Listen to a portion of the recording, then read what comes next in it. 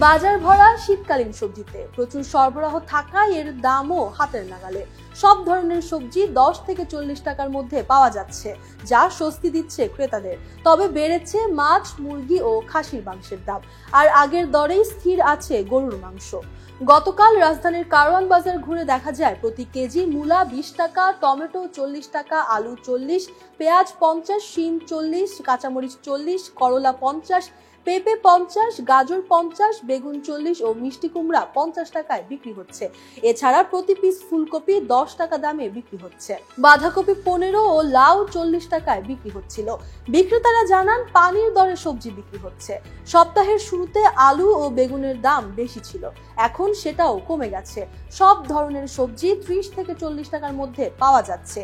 এবার কৃষকদের ফলন বেশি হওয়ার কারণেই সবজির দাম হাতের নাগালে রয়েছে। সবজিতে স্বস্তি মিললেও দাম চড়া মাছ মাংসের। গতকাল বাজারে প্রতি কেজি রুই মাছ 280 টাকা, কাতল 300, পাবদা 380, বোয়াল 700, মাঝারি আকারের ইলিশ 1200, বড় চিংড়ি 1200 ও বাইলা 550 টাকায় বিক্রি হয়েছে। 2 সপ্তাহ ধরেই ঊর্ধ্বমুখী মুরগির বাজার। প্রতি কেজি সোনালী মুরগি 340 টাকা, সাদা লেয়ার মুরগি 350, দেশি মুরগি 550 ও ব্রয়লার মুরগি 200 টাকা কেজিতে বিক্রি হয়েছে।